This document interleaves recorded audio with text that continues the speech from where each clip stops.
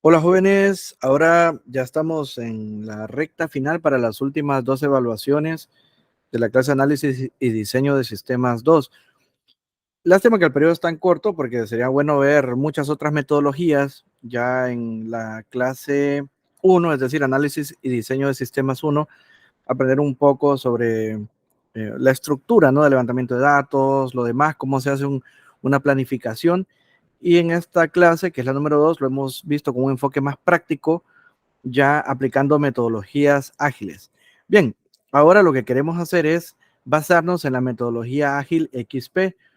¿Por qué? Porque tiene algunas características interesantes que nos va a servir para el objetivo que tenemos con un tiempo corto. Cuando utilizamos la programación extrema, Extreme Programming, como metodología ágil, ¿cuándo utilizar? Cuando son proyectos con requisitos cambiantes, esto también aplica para Scrum, no crean que es una camisa de fuerza. Casi todas las metodologías ágiles son justamente eso, ágiles, flexibles, que se adaptan al cambio. La programación extrema sí tiene un poco más de enfoque en la alta calidad del desarrollo del software. ¿Por qué? Porque hay mucha prueba, mucha iteración de prueba antes de integrarla al paquete que va para lanzamiento. Entonces, tenemos proyectos con requisitos cambiantes, desarrollo de software de alta calidad, equipos pequeños altamente colaborativos. Es exactamente en el esquema en el que ustedes están con grupos de trabajo, cada grupo es un grupo pequeño y ahí tienen que trabajar directamente en coordinación para poder sacar un proyecto.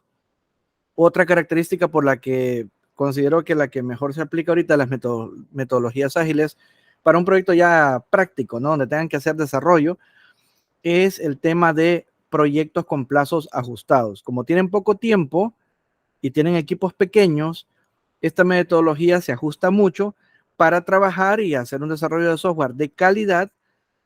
Con los requisitos cambiantes no va a ser tanto, ya va a estar definido qué es lo que les voy a dar para cada uno, cada grupo va a tener un proyecto diferente y sobre todo la parte de que el cliente esté dispuesto a participar activamente. Con esto, como hay consulta directa conmigo para los ajustes, detalles, avances, entonces yo les puedo ir orientando. En los últimos años, para desarrollo de software web o aplicaciones interactivas, este ha sido bastante el boom. Como es muy similar con Scrum, a veces se utiliza como un framework Scrum porque igual tiene iteraciones, la programación extrema también, solo que el Scrum es bien abierto, quizás demasiado abierto, no tiene como una regulación como tal, sino que tiene solo la estructura de estar haciendo los ciclos, reuniones, encontrar los problemas, tratar de solucionarlos, ver en qué se tuvieron dificultades, ver cuáles fueron los avances y de esa manera regularizar el trabajo. Ya en XP, en la programación extrema, sí existe un poco más de detalle, por ejemplo, cuando se trabaja en desarrollo de software, en el código, como tal, para mejorar el código de programación, hacer un producto de alta calidad. Para eso hay revisiones entre pares, programación con pares, la parte de la integración también y la prueba, y hay una parte de la reestructuración del código para optimizarlo, que eso está contemplado dentro del esquema de XP. Por ejemplo, para ustedes, los pasos sugeridos, en esto van a encontrar un poco más, un poco menos en diferentes fuentes bibliográficas, en otros esquemas de proyecto, de seguimiento, pero en resumen, creo que aquí se las puedo sintetizar como el esquema principal que les puede funcionar. Entonces, sería primero la planificación, definir los objetivos y requisitos del proyecto. Aquí se habla mucho de la historia del usuario.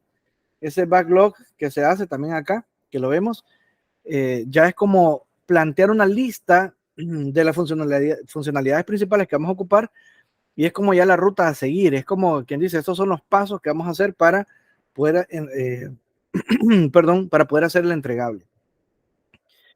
Con la parte de los objetivos y requisitos del proyecto es como poner en plano, ¿no? ¿Cuáles son los criterios para aceptar ese proyecto como concluido? O sea, ¿cuáles son los criterios de aceptación de cada paso también, de cada iteración? ¿Cuáles son esos, digamos que, elementos clave que tenemos para definir y estructurar por pasos ese proyecto? Ya en el backlog como tal, si lo establecemos como una lista ordenada de cuál es la ruta a seguir para ir desarrollando. Por ejemplo, las funcionalidades que va a tener, la interfaz del usuario. Comenzamos con algo, lo definimos y decimos, bueno, primero hagamos la interfaz, cómo se va a ver. Luego veamos esa parte, cómo se conecta, por ejemplo, con una base de datos, veamos esa parte, cómo hace alguna interacción ya con funciones internas.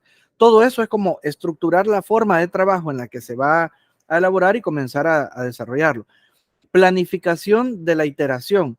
En este caso, cuando es un proyecto un poco más grande, pues ahí se van viendo las diferentes etapas. Un proyecto pequeño, pues puede ser todavía más simple para definirlo en partes. De hecho, una iteración podría ser la interfaz, otra iteración, la conectividad con la base de datos, el funcionamiento con la base de datos, ya probando las interacciones entre formularios y lo demás. Y otra iteración puede ser la funcionalidad completa, hacer pruebas, ajustes del código. Todo eso lo pueden ir haciendo en esa parte de planificación de qué es lo que va a tener cada iteración, cada vuelta, por decirlo así, que se va dando. Desarrollo en parejas. Esta sí es una característica interesante. Miren que se han hecho investigaciones y resulta que muchas investigaciones que dos programadores, o sea, sí, literalmente compartan una misma computadora para programar. Desde los años 80 se viene desarrollando ese tipo de enfoque, ha resultado en una calidad de trabajo superior. ¿Por qué? Porque es como que si se va revisando, cuando uno está trabajando en algo, de repente no se da cuenta en otros detalles, otro programador lo ve, puede hacer otras observaciones, mientras está trabajando el otro puede sugerir. Es como cuando se trabaja en grupo, no es lo mismo una idea, desarrollar todo individual a lo que se dice comúnmente, dos cabezas piensan mejor que una. Cuando están en parejas, se trabaja mejor en el código. Ahora, no es tan fácil de implementar esto así, y en los últimos años lo que se hace es trabajar con repositorios, ¿no? Aquí la parte de las pruebas es fundamental. Se tienen que estar haciendo pruebas de cada parte del código que se va haciendo, programación por pruebas. Cada cosa tiene que estar bien probada para poderla ir integrando al resultado final. Es decir, la prueba desde lo micro hasta lo macro, desde la parte de funciones, métodos, se hacen pruebas automatizadas también. O sea, que uno le meta los valores, o sea, no tener que hacer la prueba de todo el sistema como tal, sino que en una parte pequeña con valores estáticos uno mete las variables o mete algunas constantes ya de valores para que pueda hacerse todo el proceso y ver qué tal está la funcionalidad. Ahí uno puede comenzar a detectar errores, puede también prevenir errores, encontrar posibles errores lógicos, cómo controlar eso y evitar que suceda ya cuando viene de la interfaz gráfica, los valores y lo demás. Todo ese tipo de elementos son parte de las pruebas. De hecho, les voy a mostrar un poquito de TDD por ahí, que es bastante importante. Y acá, integración continua. Con esto, como les mencionaba, se va haciendo una integración de todo el código que ya está aprobado aquí está lo de la realización de pruebas automáticas que les digo. Esto realmente es por bloques, por módulos, por métodos, por funciones, por cada fragmento, poderlo probar bien y también en su conjunto. Y cuando ya está probado, cuando ya está verificado, recuerden que se ha visto con más programadores, se trabaja con repositorios y de esta manera, cuando ya se llega como a un consenso de esa etapa de producto terminado pequeña, que no es el producto terminado final, pero que ya por lo menos ese tipo de sprint como de Scrum, que también se llama así, ese ciclo, acá dentro de la programación extrema ya está listo, entonces ya se sincroniza todo en el repositorio y queda esa como la nueva versión que se va generando, la versión 1.0001, ¿verdad? Por decir algo. Bien, reuniones diarias de seguimiento, ya se acostumbraron con esto cuando trabajaron con Scrum, con Trello, también en ustedes por WhatsApp, como se les haga más fácil. Ahí por ahí herramientas, ya en ocasiones anteriores les mencionaba que se usa mucho Discord, Slack y otras cosas para estar en comunicación. Y Trello, por ejemplo, por lo que es gratuito, para diseñar varias cosas, también, bueno, tantas cosas que por ahí, Figma y otras. Muchas de esas son de pago, o sea, de las otras herramientas más populares, pero creo que con Trello lo pueden manejar bien, ya se acostumbraron, ahí pueden estar llevando un poco el avance para tener un orden en el progreso de cómo van desarrollando los proyectos. Retroalimentación y revisión, obviamente, obtener y dar feedback regularmente. En esto no solo a nivel de equipo, sino que recuerden que la programación extrema tiene una clave y es la comunicación directa con el cliente. O sea, para que esto se pueda implementar, para poder trabajar con XP, con programación extrema, se necesita que el cliente esté a disposición. Si es alguien que cada tanto vamos a tener una reunión y a mostrar y no tenemos la disposición de él para poder atendernos y poder revisar, ya se complica un poco utilizar esta metodología, porque si se necesita esa comunicación constante para cualquier ajuste, eso acelera el proceso. Así que la retroalimentación y revisión, realmente esto es constante. Bueno, aquí está regularmente. Es constantemente estar viendo que no se escape un detalle desde el punto de vista del usuario, desde el punto de vista del objetivo final que busca el desarrollo, o sea, para qué es la solución, y de esa manera se evita cometer errores o tener que hacer una reestructuración o un cambio muy drástico más adelante. Bien, entrega y presentación. Yo creo que para aquí siempre, con un esquema tipo el Digital Week, se puede hacer ya la demostración de las funcionalidades completadas al cliente del usuario o como presentación, en este caso para un grupo. Para un cliente, pues sería así, ya hacerle toda la demostración del funcionamiento. Eso le sirve a ustedes incluso para cuando hay en seminarios, se está solicitando siempre que hagan un prototipo funcional y para eso hay que programar, ¿no? Dependiendo del proyecto que hagan, en la mayoría de los casos se necesita desarrollo y ahí pues con una metodología pueden aplicar algo que les funcione para llegar a lograr tener un prototipo a tiempo para la defensa. Bien, retrospectiva de la iteración, esto ya es cuando es un proyecto real, una vez que se termina, siempre se busca mejorar los procesos y las prácticas que se utilizaron para la siguiente iteración. O sea, es decir, ver que salió bien, que salió mal, que se puede mejorar. En teoría debe estar bien y funcional, pero nada es perfecto, todo es perfectible, todo se puede ir mejorando en el tiempo. Y ahí es donde sale ese proceso de mejora continua para estar volviéndolo a activar. Bien, ahora eh, para esto lo que les mencionaba que estaba por aquí, el TDD, que ustedes lo ven por acá, que significa el Test Driven Development, que lo que busca es básicamente que el programa que estamos desarrollando, el software que vayamos a elaborar, tenga un alto nivel de calidad. ¿Y para qué es? ¿Cómo se puede probar eso?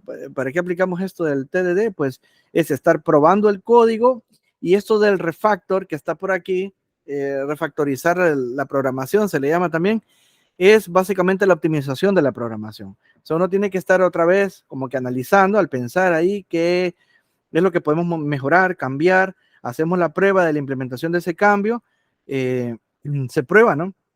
El código como tal tiene que estar cada vez optimizándose. Fíjense que para esto ahora se usa mucho la inteligencia artificial. Por ejemplo, uno tiene un código y uno dice, wow, soy brillante, ¿verdad? Pero tal vez el código tiene muchas oportunidades de mejora. Más adelante, no sé, en algún momento en la vida tal vez les va a tocar trabajar en proyectos que necesitan un pero altísimo nivel de optimización. En ese caso, cuando uno trabaja con programación, tiene que hacer una medición del complexity, se llama, como de la complejidad del código. O sea, usted puede hacer que una función calcule algo bastante complejo de 1000 formas diferentes, pero no muchas formas de esas van a ser la que consuma menos recursos computacionales, o sea, menos procesador, o sea, menos tiempo de cómputo, menos energía. Por ejemplo, con todo este fenómeno de la blockchain, pues se utiliza mucho una optimización del código para que, o sea, se tiene limitación de bits en los smart contracts y todo, no es como que se tiene que dar super máquina para estar corriendo todo ahí, toda la memoria es bien limitada, los espacios, la cantidad de valor, de contenido que pueden tener las variables en memoria, el almacenamiento, y para eso el código tiene que estar bien optimizado. Igual en software de gran escala, pues se busca, porque cuando tienen millones de transacciones concurrentes, eso ya genera un problema, un código que tenga un índice de complexity demasiado alto, que se tarda demasiado los procesos. O sea, es como que uno dice, ah, funciona, se tarda, pero funciona. No, eso no es un buen desarrollo. Entonces, con este esquema del TDD, lo que busca es probar siempre el código y estarlo refactorizando o refractar el código. Hay varios términos que se utilizan por ahí. En esto, como les decía, a veces se utiliza ahora las inteligencias artificiales. Uno copia el código, se lo pone, por ejemplo, a un chat GPT y le dice que se lo optimice y le puede mejorar un poco la lógica del código con otras funciones, con algo que quede más limpio y que sea más ágil, ¿no? O sea, que sea más eficiente, sería el sentido energético y computacional correcto. Así que esto hay que tomarlo en cuenta para que el código tenga alta calidad, que es uno de los fundamentos de la XP, ¿no? De la parte de la programación extrema. Y ya viéndolo en forma de esquema, pues se tiene así la historia del usuario, donde están ahí los criterios de aceptación y el plan de iteración, como quien dice, qué es lo prioritario, qué es lo que necesito primero que salga. Una vez que todo esto se planifica, se hace ya la planificación de qué es lo que se va a hacer, se pasa ya al diseño. Un diseño simple, prototipos funcionales que luego se van enriqueciendo. Sobre esto, sobre la marcha, en la siguiente etapa, está ya directo, luego de la estructura básica. A veces, como les decía, en programas de diagramas, así como está Figma, hay un montón de otros esquemas donde se puede hacer Adobe tiene otra por ahí, y hay varias herramientas interesantes que permiten incluso el manejo de pantallas, interfaces, botones, navegación, como para probar un poco cómo va a funcionar todo, aunque sea a un nivel gráfico.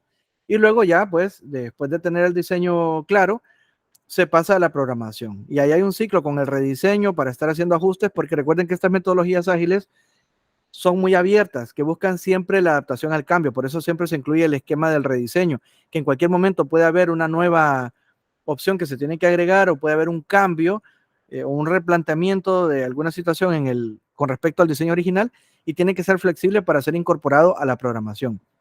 Aquí es donde viene lo que les menciono de la programación por parejas. Esto sí yo no lo voy a dejar tan cerrado, puede que hagan en los grupos de 2 y 2 y así, o todos trabajando con un solo repositorio y van programando para que puedan desarrollar y así se están viendo el código entre todos, están revisando partes, se van apoyando y funciona mejor un proyecto así de manera colaborativa. Además, esto les va a dar una gran experiencia de escuela para la vida real. Cuando tengan que trabajar en empresas siempre es así, es con repositorios y con otros programadores.